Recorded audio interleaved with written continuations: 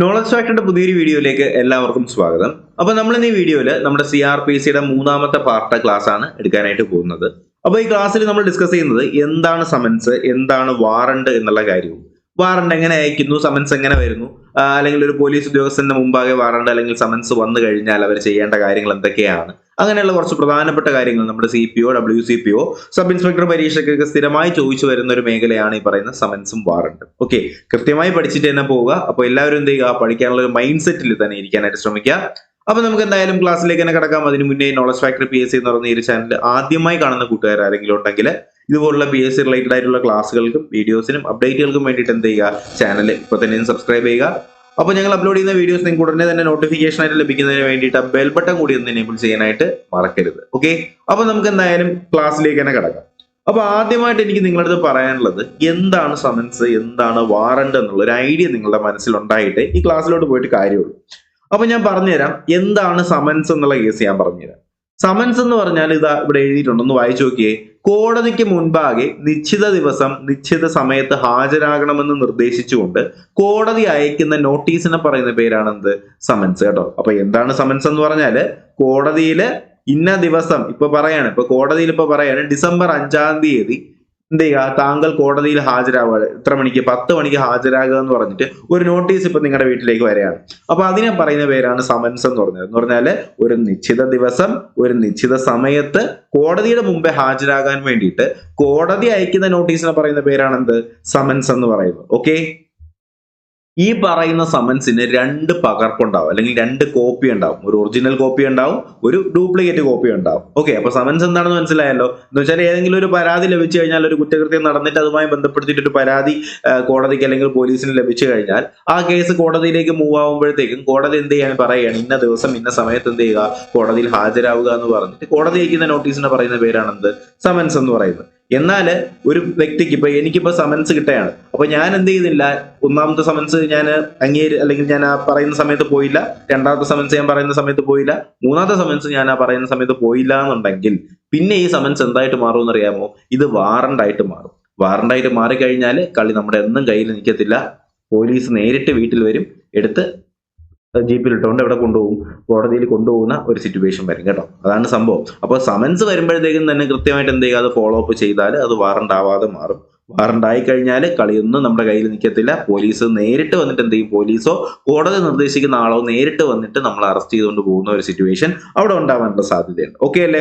ഇപ്പൊ എന്താണ് സമൻസ് എന്നും എന്താണ് വാറണ്ട് എന്നുള്ള ഏകദേശം ഒരു ഐഡിയ നിങ്ങൾക്ക് മനസ്സിലായി എന്ന് പ്രതീക്ഷിക്കുന്നു. അപ്പൊ നമുക്ക് ഡയറക്റ്റ് ആയിട്ട് എന്ത് പോവാം, നമ്മുടെ സമൻസ് ആൻഡ് വാറണ്ട് എന്ന് പറയുന്ന CRPCയിലെ പ്രധാനപ്പെട്ട സെക്ഷനിലേക്ക് തന്നെ പോവാം. അപ്പൊ നമ്മൾ നോക്കാനായിട്ട് പോകുന്നത് CRPCയിലെ സെക്ഷൻ 62 എന്ന് പറഞ്ഞാൽ എന്താണ്, സ്ഥിരമായി ചോദിച്ചു വരുന്ന വളരെ പ്രധാനപ്പെട്ട ഒരു മേഖലയാണ് സെക്ഷൻ 62. എന്താണ് CRPCയിലെ സെക്ഷൻ 62 എന്നൊന്ന് വായിച്ചു നോക്കിയേ. അപ്പൊ ഞാൻ നേരത്തെ പറഞ്ഞതുപോലെ തന്നെ കോടതിക്ക് മുൻപാകെ നിശ്ചിത ദിവസം നിശ്ചിത സമയത്ത് ഹാജരാകണമെന്ന് നിർദ്ദേശിച്ചുകൊണ്ട് കോടതി അയക്കുന്ന നോട്ടീസിനെ പറയുന്ന പേരാണ് എന്ത്, സമൻസ്. സമൻസിന് 2 പകർപ്പുണ്ടായിരിക്കും. കഴിയുന്നതും സമൻസിലെ പേരുകാരനെ തന്നെ നേരിട്ട് കണ്ട് സമൻസിന്റെ ഒരു പകർപ്പ് കൊടുത്ത ശേഷം മറ്റേ പകർപ്പിന്റെ മറുപുറത്ത് സമൻസ് സ്വീകരിച്ചതായിട്ട് പേരെഴുതി ഒപ്പിട്ട് വാങ്ങേണ്ടതാണെന്നാണ് പറയുന്നത്. അപ്പോൾ സംഭവം വേറെ ഒന്നുമില്ല, ഞാൻ ഡീറ്റെയിൽ ആയിട്ടൊന്ന് പറഞ്ഞുതരാം, ശ്രദ്ധിക്കുക. അപ്പൊ സമൻസ് എന്ന് പറഞ്ഞാൽ എന്താണെന്ന് മനസ്സിലായല്ലോ. കോടതിയുടെ മുൻപാകെ ഇന്ന ദിവസത്ത് ഇന്ന സമയത്ത് ഹാജരാകാൻ പറഞ്ഞുകൊണ്ട് അയക്കുന്ന ഒരു നോട്ടീസിനെ പറയുന്ന പേരാണ് എന്ത്, സമൻസ് എന്ന് പറയുന്നത്. ഈ സമൻസിന് 2 കോപ്പി ഉണ്ടാവും, ഒരു ഒറിജിനലും ഒരു ഡ്യൂപ്ലിക്കേറ്റും ഉണ്ടാവും. ഒറിജിനൽ എന്ത് ചെയ്യുന്നു, ഇപ്പൊ സപ്പോസ് എനിക്കാണ് സമൻസ് വരുന്നത്, ഒറിജിനൽ കോപ്പി പോലീസുകാരൻ എന്ത് ചെയ്യാണ്, എന്റെ കയ്യിലേക്ക് തരികയാണ്. എന്നിട്ട് ഡ്യൂപ്ലിക്കേറ്റ് കോപ്പിയുടെ ബാക്കിൽ എന്ത് ചെയ്യുന്നു, റിസീവ്ഡ് എന്ന് പറഞ്ഞിട്ട് പേരെഴുതി ഒപ്പിട്ട് തരാനായിട്ട്, ഒപ്പിട്ട് ഡേറ്റും കൂടി എഴുതി തരാനായിട്ട് പറയും. ഇതിനെ പറയുന്ന പേരാണ് എന്ത്, സമൻസ്. അപ്പൊ സമൻസിന് 2 കോപ്പി ഉണ്ടാവും എന്നുള്ള കാര്യം ഒന്നുകൂടി മനസ്സിലാക്കി വെച്ചേക്കുക. ഓക്കെ, അപ്പോൾ സെക്ഷൻ 62 ഇത്രയും കാര്യങ്ങൾ മാത്രമേ പറയുന്നുള്ളൂ. ഇനി നമുക്ക് നോക്കാനുള്ള സെക്ഷൻ 64 എന്ന് പറഞ്ഞാൽ എന്താണ് CRPCയിലെ സെക്ഷൻ 64? സമൻ ചെയ്യപ്പെട്ട ആളെ കണ്ടെത്താൻ കഴിയാത്തപ്പോൾ എന്ന് പറഞ്ഞാൽ സമൻസ് കൈപ്പറ്റേണ്ട വ്യക്തിയെ കണ്ടെത്തുകയോ അല്ലെങ്കിൽ കണ്ടെത്തുന്നതിനായിട്ട് ആ വ്യക്തിക്ക് അയാളുടെ കുടുംബത്തിലെ മുതിർന്ന പുരുഷന് സമൻസ് നൽകാവുന്നതാണെന്നാണ് പറയുന്നത്. മറ്റൊന്നുമില്ല, ഇപ്പൊ എനിക്കെതിരെയാണ് സമൻസ് വരുന്നത്. ഓക്കെ, സപ്പോസ് ഇപ്പൊ എനിക്കെതിരെയാണ് സമൻസ് വരുന്നത്. അപ്പൊ എനിക്ക് സമൻസ് വരുമ്പോഴത്തേക്കും ഞാൻ ആ സ്ഥലത്തില്ല അല്ലെങ്കിൽ ഞാൻ ആ വീട്ടിലില്ല എന്നുണ്ടെങ്കിൽ പോലീസിന് എന്ത് ചെയ്യാം? എന്റെ കുടുംബത്തിലെ മുതിർന്ന അംഗത്തിന്റെ കയ്യിൽ ഈ സമൻസ് കൊടുത്തിട്ട് ആ ഡ്യൂപ്ലിക്കേറ്റ് കോപ്പിയുടെ ബാക്കിൽ ആരെ ഒപ്പിട്ട് തന്നാൽ മതി? എന്റെ വീട്ടിലെ മുതിർന്ന അംഗം ഒപ്പിട്ട് തന്നാൽ മതിയാവും. ഓക്കെ, അപ്പൊ സമൻ ചെയ്യപ്പെട്ട ആളെ കണ്ടെത്താൻ കഴിയാത്ത ഒരു അവസ്ഥയിലാണ് ഈ പറയുന്ന സമൻസ് അയക്കുന്നത് എന്നുണ്ടെങ്കിൽ അതെന്താണ് ചെയ്യേണ്ടത്? അങ്ങനെയുള്ള ഒരു സിറ്റുവേഷൻ വരുമ്പോഴത്തേക്കും സമൻ കൈപ്പറ്റേണ്ട വ്യക്തിയെ കണ്ടെത്താനോ അല്ലെങ്കിൽ കണ്ടെത്താനായില്ല എന്നുണ്ടെങ്കിൽ ആ വ്യക്തിക്ക് വേണ്ടി ആ കുടുംബത്തിലെ മുതിർന്ന അംഗത്തിന് നമുക്ക് എന്ത് കൊടുക്കാം? സമൻസ് കൊടുക്കാം. പുള്ളിക്കാരൻ എന്ത് ചെയ്യണം? ഈ പറയുന്ന സമൻസ് അല്ലെങ്കിൽ ഈ പറയുന്ന സമൻസിന്റെ കോപ്പിയിൽ പുള്ളിക്കാരൻ ഒപ്പിട്ട് തന്നാലും മതിയാവും. അപ്പൊ സമൻ നടത്തുന്ന ഉദ്യോഗസ്ഥൻ ആവശ്യപ്പെടുന്നുവെങ്കിൽ ആ വ്യക്തി എന്ന് വെച്ചാൽ വീട്ടിലെ മുതിർന്ന വ്യക്തി സമൻസിന്റെ ഡ്യൂപ്ലിക്കേറ്റ് പകർപ്പിൽ ഒപ്പിട്ട് നൽകേണ്ടത് കൂടിയാണെന്നാണ് പറയുന്നത്. അപ്പൊ സിമ്പിൾ ആയിട്ട് ഇത്രയേ ഉള്ളൂ. അപ്പൊ 62 എന്ന് പറഞ്ഞാൽ എന്താണ്? 62 പറയുന്ന സമൻസ് നടത്തുന്നത് എങ്ങനെ അല്ലെങ്കിൽ എന്താണ് സമൻസ് എന്നും സമൻസ് നടത്തുന്നത് എങ്ങനെയെന്നുള്ള കേസാണ് നമ്മൾ 62 പറയുന്നത്. 64 നമ്മൾ എന്താണ് പറയുന്നത്? സമൻ ചെയ്യപ്പെട്ട ആളെ കണ്ടെത്താനായില്ല എന്നുണ്ടെങ്കിൽ നമ്മൾ ചെയ്യേണ്ട അടുത്ത പ്രൊസീജിയർ എന്ന് പറഞ്ഞാൽ എന്താണ് സംഭവം? നമ്മൾ ചെയ്യേണ്ട വീട്ടിലെ മുതിർന്ന അംഗത്തിന്റെ കയ്യിൽ എന്ത് ചെയ്യണം? ഈ സമൻസിന്റെ കോപ്പി കൊടുത്ത ശേഷം അതിൽ ഒപ്പിട്ട് വാങ്ങിക്കേണ്ടതാണെന്നാണ് എന്ത് ചെയ്യുന്നത്? സെക്ഷൻ 64 പറയുന്നത്. അപ്പൊ നമുക്ക് അടുത്ത സെക്ഷനിലേക്ക് കടക്കുന്നതിന് മുന്നേ ഒരു പ്രധാനപ്പെട്ട കാര്യം പറയാനുണ്ട്. നമ്മുടെ ചാനലിൽ നിലവിൽ ഇപ്പോൾ സിവിൽ പോലീസ് ഓഫീസറിന്റെയും വിമൻ സിവിൽ പോലീസ് ഓഫീസറിന്റെയും കോഴ്സുകൾ സ്റ്റാർട്ട് ചെയ്തിട്ടുണ്ട്. 500 രൂപയാണ് ഈ പറയുന്ന WCPOയുടെയും അതുപോലെ തന്നെ CPOയുടെയും കോഴ്സിനായിട്ട് വരുന്ന 500 രൂപയാണ്. അപ്പൊ ഈ പറയുന്ന 500 രൂപ നിങ്ങൾ ഈ കാണുന്ന നമ്പറിലേക്ക് നിങ്ങൾക്ക് ഇവിടെ കാണാനായിട്ട് കഴിയും. 9961169272 എന്ന് പറയുന്ന ഈ ഒരു നമ്പറിലേക്ക് നിങ്ങൾ എന്ത് ചെയ്യണം? പേയ്മെന്റ് ചെയ്ത ശേഷം ഇതേ നമ്പറിലേക്ക് തന്നെ നിങ്ങൾ ആ പേയ്മെന്റിന്റെ സ്ക്രീൻഷോട്ട് നിങ്ങൾ വാട്സാപ്പിൽ അയച്ചു തരികയാണെന്നുണ്ടെങ്കിൽ നിങ്ങൾ ഇതേ ദിവസം തന്നെ ഗ്രൂപ്പിലേക്ക് ആഡ് ചെയ്യും. ടെലഗ്രാം ഗ്രൂപ്പാണ്. ഈ പറയുന്ന ഗ്രൂപ്പിനകത്ത് നമ്മൾ കൊടുക്കുന്ന യൂട്യൂബുമായിട്ട് റിലേറ്റഡ് ആയിട്ടുള്ള എല്ലാ ക്ലാസ്സുകളുടെ നോട്ട്സും മെറ്റീരിയൽസും PDF നിങ്ങൾക്ക് ഈ പറയുന്ന ഗ്രൂപ്പിനകത്ത് അവൈലബിൾ ആയിരിക്കും. അപ്പോൾ നിങ്ങൾക്ക് പരീക്ഷ എഴുതാൻ പോകുന്നവരാണെന്നുണ്ടെങ്കിൽ, സീരിയസ് ആയിട്ട് നിങ്ങൾ പഠിച്ച് പരീക്ഷ എഴുതാൻ പോകുന്നവരാണെന്നുണ്ടെങ്കിൽ സ്പെഷ്യൽ ടോപ്പിക്കിലെ 20 മാർക്ക് ഞാൻ നിങ്ങൾക്ക് ഗ്യാരണ്ടി ചെയ്ത് തരും ഈ ഒരു കോഴ്സിലേക്ക് ജോയിൻ ചെയ്താൽ. അപ്പോൾ എന്തായാലും നിങ്ങൾക്ക് എക്സാം റിലേറ്റഡ് ആയിട്ടുള്ള റിവിഷൻസിനും മോഡൽ എക്സാംസിനും മോക്ക് ടെസ്റ്റിനും ഒക്കെ എന്തായാലും യൂസ്ഫുൾ ആയിരിക്കും. അപ്പോൾ മാക്സിമം നമ്മുടെ WCPO കോഴ്സിലേക്ക് ഇനി ജോയിൻ ചെയ്യാനായിട്ട് ശ്രമിക്കുക. ഇനി വളരെ കുറച്ച് സീറ്റ്സും സ്ലോട്ടുകളും മാത്രമേ അവൈലബിൾ ആയിട്ടുള്ളൂ. മാക്സിമം ആൾക്കാർ എന്ത് ചെയ്യുക? ഇന്നോ നാളെയൊക്കെ ആയിട്ട് തന്നെ ജോയിൻ ചെയ്യാനായിട്ട് ശ്രമിക്കുക. ഓക്കെ, അപ്പോൾ നമുക്ക് എന്തായാലും അടുത്ത ടോപ്പിക്കിലേക്ക് തന്നെ കിടക്കാം. അപ്പൊ 64 വരെയുള്ള കേസ് മനസ്സിലായല്ലോ. ഇനി നമുക്ക് നോക്കാനുള്ളത് 66 എന്ന് പറഞ്ഞാൽ എന്താണ് CRPC 66? നമുക്കറിയാം ഈ പറയുന്ന CRPC റിലേറ്റഡ് ആയിട്ടുള്ള കുറ്റകൃത്യങ്ങൾ ചെയ്യുന്നത് നമ്മുടെ ബാക്കിയുള്ള ആൾക്കാർ മാത്രമല്ല, ഗവൺമെന്റ് ഉദ്യോഗസ്ഥരും എന്ത് ചെയ്യുന്നുണ്ട്? ഈ പറയുന്ന CRPC ആയിട്ട് റിലേറ്റ് ചെയ്തിട്ടുള്ള കുറ്റകൃത്യങ്ങൾ അവരും ചെയ്യുന്നുണ്ട്. അപ്പോ സർക്കാർ സർവീസിൽ അല്ലെങ്കിൽ ഗവൺമെന്റ് സർവീസ് ഒരു സർവന്റിന് ഈ പറയുന്ന സമൻസ് നടത്തുന്നതിനെ കുറിച്ച് റിലേറ്റഡ് ആയിട്ടുള്ള CRPC സെക്ഷൻ ചോദിച്ചാൽ അത് CRPC 66 ആണെന്ന് മനസ്സിലാക്കിയേക്കുക. അപ്പൊ ഗവൺമെന്റ് സർവന്റിന് സമൻസ് നടത്തുന്നതിനെ കുറിച്ചാണ് എന്ത് ചെയ്യുന്നത്? CRPC 66 പറയുന്നത് എന്താണ്? ഗവൺമെന്റ് സർവന്റിന് അല്ലെങ്കിൽ ഒരു ഗവൺമെന്റ് ഉദ്യോഗസ്ഥന് സമൻസ് നടത്തുന്നതിനെ കുറിച്ച് പ്രതിപാദിക്കുന്ന CRPC സെക്ഷൻ ചോദിച്ചാൽ അത് ഏത് സെക്ഷൻ ആണെന്ന് പറയും? അത് CRPC സെക്ഷൻ 66 ആണെന്നുള്ള കാര്യം എന്ത് ചെയ്യുക? ഇപ്പൊ തന്നെ ഒന്ന് മനസ്സിലാക്കി വെച്ചേക്കുക. ഓക്കെ അല്ലേ? അപ്പോ സർക്കാർ ഉദ്യോഗസ്ഥനാണ് നിങ്ങൾ സമൻസ് നൽകേണ്ടത് എന്നുണ്ടെങ്കിൽ സമൻസിലെ ഡ്യൂപ്ലിക്കേറ്റ് സഹിതം അയാൾ ജോലി ചെയ്യുന്ന ഓഫീസിന്റെ തലവൻ അയച്ചു കൊടുക്കുകയും ആ ഓഫീസ് തലവൻ 62 സെക്ഷൻ പ്രകാരം ഉദ്യോഗസ്ഥനെ കൊണ്ട് ആ സമൻസ് നടത്തിയ ശേഷം അതിന്റെ ഡ്യൂപ്ലിക്കേറ്റ് പകർപ്പ് ഒപ്പും മറ്റും രേഖപ്പെടുത്തി തിരിച്ചയക്കേണ്ടതാണെന്നാണ് പറയുന്നത്. ഓക്കെ, മനസ്സിലായോ? ഒന്നുമില്ല, ഞാനിപ്പോ ഒരു എക്സാമ്പിൾ പറഞ്ഞുതരാം. ഞാനിപ്പോ ഒരു പഞ്ചായത്തിലെ ക്ലർക്കാണെന്ന് വിചാരിക്കുക. ഓക്കെ, അപ്പൊ ഞാനിപ്പോ വില്ലേജിലെ ക്ലർക്കാണ് അല്ലെങ്കിൽ LD ക്ലർക്കാണ്. അപ്പൊ എനിക്ക് സമൻസ് വരുന്നു. അപ്പോ എന്റെ സമൻസ് സർക്കാർ ഉദ്യോഗസ്ഥനായതുകൊണ്ട് എന്റെ ഓഫീസിലേക്കായിരിക്കും വരുന്നത്. ഓക്കെ, അപ്പോ വീട്ടുകാർ മാത്രം അറിഞ്ഞാൽ പോരാ, എന്ത് ചെയ്യണം?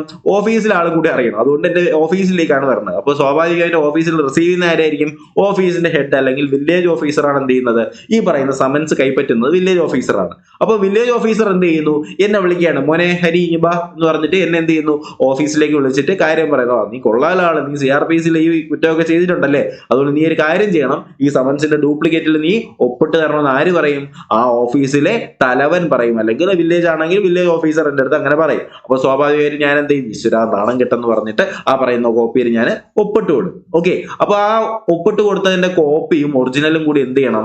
ഈ പറയുന്ന വില്ലേജ് ഓഫീസർ തിരിച്ചയക്കേണ്ടതാണെന്ന് കൂടിയാണ് പറയുന്നത്. ഓക്കെ, അപ്പോ സർക്കാർ ഉദ്യോഗസ്ഥന് സമൻസ് നൽകേണ്ടതാണെന്നുണ്ടെങ്കിൽ സമൻസിന്റെ ഡ്യൂപ്ലിക്കേറ്റ് സഹിതം അയാൾ ജോലി ചെയ്യുന്ന ഓഫീസ് തലവൻ അയച്ചു കൊടുക്കുകയും ആ ഓഫീസ് തലവൻ 62 സെക്ഷൻ പ്രകാരം ഉദ്യോഗസ്ഥനെ കൊണ്ട് സമൻസ് സമൻസ് നടത്തിയ ശേഷം അതിന്റെ ഡ്യൂപ്ലിക്കേറ്റ് പകർപ്പിൽ എന്ത് ചെയ്യുന്നു, ഒപ്പം മറ്റും രേഖപ്പെടുത്തി ഡ്യൂപ്ലിക്കേറ്റ് തിരിച്ചയക്കണം. ഒറിജിനൽ ഈ പറയുന്ന പ്രസ്തുത വ്യക്തി കൈവശം ചെയ്യണം, ഡ്യൂപ്ലിക്കേറ്റ് എന്ത് ചെയ്യണം, തിരിച്ച് അയച്ചു കൊടുക്കണം. ഓക്കെ അല്ലേ? അപ്പോ ഒരു സർക്കാർ ഉദ്യോഗസ്ഥനെ സമൻസ് ചെയ്യുന്നതിനെ കുറിച്ച് പറയുന്നത് 66-നകത്താണ്. അപ്പൊ നമ്മൾ ഈ പഠിച്ചതെല്ലാം ഈ പറയുന്ന സെക്ഷൻസ് ഏതൊക്കെയാണ്? ഒന്ന് നമ്മൾ പറഞ്ഞ 62. അപ്പൊ രണ്ട് വെച്ച് നോക്കിയാൽ മതി.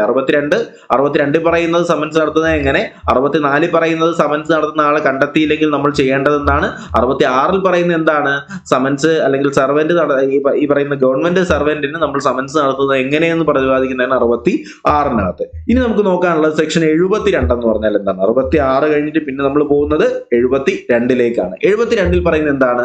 വാറണ്ടുകൾ ആർക്കാണ് അധികാരപ്പെടുത്തി കൊടുക്കുന്നത്, എന്താണ് വാറണ്ടുകൾ ആർക്കാണ് അധികാരപ്പെടുത്തി കൊടുക്കുന്നതെന്ന് പ്രതിപാദിക്കുന്നതിനെ കുറിച്ചാണ് 72-ൽ പറയുന്നത്. എന്താണ് ഇതിനകത്ത് പറയുന്നത്? ഒരു വ്യക്തിയെ നിർബന്ധമായിട്ട് കോടതിക്ക് മുൻപാകെ എത്തിക്കുന്നതിനുള്ള രണ്ടാമത്തെ നടപടിയാണ് വാറണ്ട്. അപ്പൊ ഞാൻ പറഞ്ഞു, സമൻസ് അനുസരിച്ച് കോടതിയിൽ എത്തിയില്ല എന്നുണ്ടെങ്കിൽ സമൻസ് എന്തായിട്ട് മാറും? വാറണ്ടായിട്ട് മാറും. അപ്പോൾ ഒരു വ്യക്തിയെ നിർബന്ധമായിട്ട് കോടതിക്ക് മുമ്പാകെ ഹാജരാക്കുന്നതിനുള്ള രണ്ടാമത്തെ നടപടിയാണ് എന്ത്? വാറണ്ട് എന്ന് പറയുന്നത്. സമൻസ് ലഭിച്ചിട്ടും കോടതിക്ക് മുൻപാകെ ഹാജരാകാതിരിക്കുകയോ ഹാജരാകാൻ മനഃപൂർവ്വം വിസമ്മതിക്കുകയോ ചെയ്യുന്ന സന്ദർഭങ്ങളിൽ കോടതിക്ക് വാറണ്ട് പുറപ്പെടുവിക്കാവുന്നതാണ്. അപ്പോൾ സമൻസ് ലഭിച്ചിട്ടും കോടതിയിൽ ഹാജരായില്ല, അഹങ്കാരം കാണിച്ചു എന്നുണ്ടെങ്കിൽ സ്വാഭാവികമായിട്ടും കോടതി എന്തായിട്ട് മാറും? ഈ പറയുന്ന സമൻസിനെ വാറണ്ടാക്കി മാറ്റുമെന്നാണ് പറയുന്നത്. സാധാരണ വാറണ്ട് നടപ്പിലാക്കുന്നതിനായിട്ട് ഒന്നിലധികമോ പോലീസ് ഉദ്യോഗസ്ഥരെ അധികാരപ്പെടുത്തുന്നതാണ്. അപ്പോൾ സാധാരണ വാറണ്ട് പുറപ്പെടുവിപ്പിക്കുന്നതിനായിട്ട് ഒന്നിലധികമോ പോലീസ് ഉദ്യോഗസ്ഥരെ നമുക്ക് എന്ത് ചെയ്യാം? അപ്പോയിന്റ് ചെയ്യാൻ കഴിയും. എത്രയും പെട്ടെന്ന് വാറണ്ട് നടപ്പിലാക്കേണ്ട സാഹചര്യത്തിൽ ഏതൊരു പോലീസ് ഉദ്യോഗസ്ഥനെയും ഉടനെ ലഭിച്ചില്ല എങ്കിൽ വാറണ്ട് പുറപ്പെടുവിക്കുന്ന കോടതിക്ക് മറ്റേതെങ്കിലും ഉദ്യോഗസ്ഥനെയോ ആളുകളെയോ എന്ത് ചെയ്യാം? അധികാരപ്പെടുത്താൻ കഴിയുന്നതാണ്. അപ്പൊ ഈ പോയിന്റ് ഒക്കെ സ്റ്റേറ്റ്മെന്റ് ആയിട്ട് വരാൻ ചാൻസ് ഉള്ള പോയിന്റുകളാണ്. അപ്പോ ആർക്കൊക്കെ വാറണ്ട് നടപ്പിലാക്കാം എന്നതിനെ കുറിച്ച് പ്രതിപാദിക്കുന്നതാണ് സെക്ഷൻ 72. ഓക്കെ, അപ്പൊ ആർക്കൊക്കെ വാറണ്ട് നടപ്പിലാക്കാം എന്നതിനെ കുറിച്ച് പ്രതിപാദിക്കുന്ന CRPCയിലെ സെക്ഷൻ ചോദിച്ചാൽ അത് 72 മനസ്സിലാക്കുക. അപ്പൊ എന്താണ് വാറണ്ട് എന്ന് പറഞ്ഞാൽ? ഒരു വ്യക്തിയെ നിർബന്ധമായും കോടതിക്ക് മുൻപാകെ ഹാജരാക്കാനുള്ള കോടതിയുടെ അടുത്ത സ്റ്റെപ്പ് എന്ന് പറയുന്നത് എന്താണ്? വാറണ്ടാണ്. സമൻസ് ലഭിച്ചിട്ടും എന്ത് ചെയ്യുന്നില്ല, കോടതിക്ക് മുൻപാകെ ഹാജരായില്ല എന്നുണ്ടെങ്കിൽ കോടതി എന്ത് ചെയ്യുന്നു? ഈ സമൻസിനെ വാറണ്ടാക്കി മാറ്റുന്നതാണ്. അപ്പോൾ സാധാരണ വാറണ്ട് നടപ്പിലാക്കുന്നതിന് വേണ്ടിയിട്ട് കോടതിക്ക് എന്ത് ചെയ്യാം? ഒന്നിലധികമോ പോലീസ് ഉദ്യോഗസ്ഥരെ അപ്പോയിന്റ് ചെയ്യാൻ കഴിയുന്നതാണ്. എന്നാൽ ചില സന്ദർഭങ്ങളിൽ പോലീസിന് കിട്ടിയില്ല എന്നുണ്ടെങ്കിൽ എന്ത് ചെയ്യാം? അപ്പോൾ ലഭ്യമാകുന്ന ഏതൊരു വ്യക്തിയും വെച്ചുകൊണ്ട് എന്ത് ചെയ്യാം? കോടതിക്ക് വാറണ്ട് നടപ്പിലാക്കാൻ ഉള്ള അധികാരം കൂടി ഉണ്ട് എന്നുള്ള കാര്യം എന്ത് ചെയ്യുക? മനസ്സിലാക്കിയേക്കുക. അപ്പൊ ഇതിനെയൊക്കെ കുറിച്ച് പ്രതിപാദിക്കുന്ന ആർക്കൊക്കെ വാറണ്ട് നടപ്പിലാക്കാം എന്നതിനെ കുറിച്ച് പ്രതിപാദിക്കുന്ന CRPCയിലെ സെക്ഷൻ നിങ്ങളോട് ചോദിച്ചാൽ കണ്ണടച്ച് പറയാൻ കഴിയുന്ന അത് ഏതാണ്? സെക്ഷൻ 72 ഓക്കെ അല്ലേ? ഇതുവരെ പറഞ്ഞ കാര്യങ്ങളൊക്കെ നിങ്ങൾക്ക് ക്ലിയർ ആണെന്നുണ്ടെങ്കിൽ തീർച്ചയായിട്ടും നിങ്ങൾ വീഡിയോ ഒന്ന് ലൈക്ക് ചെയ്യണം. അതുപോലെ നിങ്ങളുടെ അഭിപ്രായങ്ങൾ, ക്ലാസ് കാണുന്ന എല്ലാവരും നിങ്ങളുടെ അഭിപ്രായം എന്ത് ചെയ്യുക? കമന്റുകളായിട്ട് രേഖപ്പെടുത്തുക. കാരണം നിങ്ങളുടെ അഭിപ്രായങ്ങൾ കാണുമ്പോഴേ എനിക്കത് വീണ്ടും ക്ലാസ് ചെയ്യാനുള്ള ഒരു ഉന്മേഷവും ഒരു പ്രോത്സാഹനവും ഒക്കെ എനിക്ക് ലഭിക്കത്തുള്ളൂ. ഓക്കെ, അപ്പൊ തീർച്ചയായിട്ടും നിങ്ങൾക്ക് ഈ ക്ലാസ് യൂസ്ഫുൾ ആയെന്നുണ്ടെങ്കിൽ നിങ്ങൾ എന്ത് ചെയ്യുക? അത് കമന്റുകളായിട്ട് അറിയിക്കുക. ഓക്കെ, അപ്പൊ നമുക്ക് എന്തായാലും അടുത്ത CRPCയിലെ സെക്ഷനിലേക്ക് കടക്കാം. ഇനി നമുക്ക് നോക്കാനുള്ള CRPCയിലെ സെക്ഷൻ 74 എന്ന് പറഞ്ഞാൽ എന്താണ് CRPCയിൽ 74 പറയുന്നത്? പോലീസ് ഉദ്യോഗസ്ഥന് ഈ പറയുന്ന വാറണ്ട് അധികാരപ്പെടുത്തി കൊടുക്കുന്നതിനെ കുറിച്ചാണ് 74 പറയുന്നത്. അപ്പോൾ പോലീസ് ഉദ്യോഗസ്ഥന് അധികാരപ്പെടുത്തി കൊടുക്കുന്ന വാറണ്ടിനെ കുറിച്ച് പ്രതിപാദിക്കുന്ന CRPCയിലെ സെക്ഷൻ ചോദിച്ചാൽ അത് സെക്ഷൻ 74 എന്നുള്ള കാര്യം മനസ്സിലാക്കിയേക്കുക. ഏതെങ്കിലും ഒരു പോലീസ് ഉദ്യോഗസ്ഥന് അധികാരപ്പെടുത്തി കൊടുത്തിട്ടുള്ളതോ എൻഡോഴ്സ് ചെയ്ത് കൊടുത്തിട്ടുള്ളതോ ആയിട്ടുള്ള ഒരു വാറണ്ട് ആ ഉദ്യോഗസ്ഥൻ ആരുടെ പേരാണോ ആ വാറണ്ടിന്മേൽ എൻഡോഴ്സ് ചെയ്യുന്നത് അങ്ങനെയുള്ള മറ്റേതെങ്കിലും പോലീസ് ഉദ്യോഗസ്ഥനും നടപ്പിലാക്കാവുന്നതാണെന്നാണ് പറയുന്നത്. എന്ന് വെച്ചാൽ ഇപ്പോ വാറണ്ടിന് തന്നെ പറയും ഇന്ന പോലീസ് ഉദ്യോഗസ്ഥൻ എന്ത് ചെയ്യണം? ആ ആളെ എടുത്തുകൊണ്ട് വരണമെന്ന് പറഞ്ഞിട്ട് ആ വാറണ്ടിനകത്ത് തന്നെ പറയും. അപ്പൊ എന്ത് ചെയ്യാം? ഒന്നിൽ ആ പോലീസ് ഉദ്യോഗസ്ഥന് പോവാം, അല്ലെങ്കിൽ ആ പോലീസ് ഉദ്യോഗസ്ഥനും ആ പോലീസ് ഉദ്യോഗസ്ഥൻ പറയുന്ന ആൾക്കാർക്കും കൂടി എന്ത് ചെയ്യാം? വാറണ്ട് നടപ്പിലാക്കാൻ പോകാവുന്നതാണ്. അപ്പൊ ഇതൊന്നും നിങ്ങൾ അറിഞ്ഞില്ല എങ്കിലും 74 പറയുന്നത് ഒരു പോലീസ് ഉദ്യോഗസ്ഥന്റെ മേലെ ഏർപ്പെടുത്തിയിട്ടുള്ള വാറണ്ട് അല്ലെങ്കിൽ പോലീസ് ഉദ്യോഗസ്ഥനാൽ നിർവഹിക്കപ്പെടേണ്ട വാറണ്ടാണ്. എന്ന് വെച്ചാൽ ഒരു പോലീസ് ഉദ്യോഗസ്ഥനോട് പറയാണ്, എടാ നീ പോയി ഇന്നവനെ എടുത്തുകൊണ്ട് വരിക എന്ന് പറഞ്ഞിട്ട് കോടതി എന്ത് ചെയ്യാണ്? ആ പോലീസ് ഉദ്യോഗസ്ഥന്റെ മേലെ ഈ പറയുന്ന വാറണ്ട് നടപ്പിലാക്കാനുള്ള ചുമതല കൊടുക്കുകയാണ്. അപ്പൊ അങ്ങനെ പ്രതിപാദിക്കുന്ന ആ ഒരു സെക്ഷനെ കുറിച്ച് പറയുന്നതാണ് എന്ത് ചെയ്യുന്നത്? 74 പറയുന്നതാണ് warrant directed to the police officer എന്ന് പറയുന്നത്. ഓക്കെ, അപ്പൊ എന്തായാലും അത് മനസ്സിലായല്ലോ. 74 പറയുന്നത് പോലീസ് ഉദ്യോഗസ്ഥന് അധികാരപ്പെടുത്തി കൊടുക്കുന്ന വാറണ്ടിനെ കുറിച്ചാണ് 74 പറയുന്നത്. എന്നാൽ വാറണ്ട് എവിടെ നടപ്പിലാക്കണം എന്നതിനെ കുറിച്ച് പ്രതിപാദിക്കുന്നത് 77 എന്താണ്? വാറണ്ട് എവിടെ നടപ്പിലാക്കണം? ഒരു അറസ്റ്റ് വാറണ്ട് ഇന്ത്യയിൽ ഏത് സ്ഥലത്ത് വെച്ചും നടപ്പിലാക്കാവുന്നതാണ്. ഇതും സ്റ്റേറ്റ്മെന്റ് ആയിട്ട് ചോദിക്കും. അപ്പോൾ വാറണ്ട് എവിടെ വെച്ച് നടപ്പിലാക്കാം?